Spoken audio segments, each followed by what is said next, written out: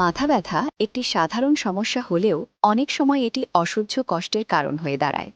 হুটহাট মাথা ব্যথা কেন হয় আর কিভাবে পাওয়া যাবে দ্রুত স্বস্তি, চলুন জেনে নিই। মাথা ব্যথা কেন হয়? তীব্র আলো ও শব্দ, অতিরিক্ত উজ্জ্বল আলো বা খুব জোরে শব্দ মাথা ব্যথার অন্যতম প্রধান কারণ। বিশেষ করে যাদের মাইগ্রেন সমস্যা রয়েছে তাদের ক্ষেত্রে এটি বেশি দেখা যায়। খালি পেটে থাকা, দীর্ঘক্ষণ না খেয়ে থাকলে গ্যাস্ট্রিকের সমস্যা হয়, যা থেকে তীব্র মাথা ব্যথা শুরু হতে পারে। নিদ্রাহীনতা, প্রতিদিন পর্যাপ্ত ঘুম না হলে শরীর ক্লান্ত হয়ে পড়ে এবং মাথা ঝিমঝিম করে। রোদ ও সাইনাস, যাদের সাইনাসাইটিস বা মাইগ্রেনের সমস্যা আছে, রোদে বেরোলে তাদের মাথা ব্যথা বেড়ে যায়। সর্দি ও কফ, সর্দি লাগলে কফ জমে মাথা ভার হয়ে থাকে এবং ব্যথা হতে পারে। মাথা ব্যথা কমাতে করণীয়: বিশ্রাম নিন, মাথা ধরলে আলো ও শব্দ থেকে দূরে শান্ত ও অন্ধকার ঘরে বিশ্রাম নিন।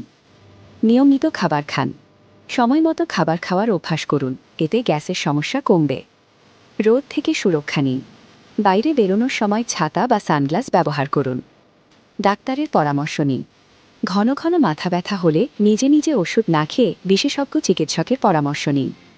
মাথা ব্যথাকে অবহেলা করবেন না, ছোট অভ্যাস বদলালেই মিলতে পারে বড় স্বস্তি।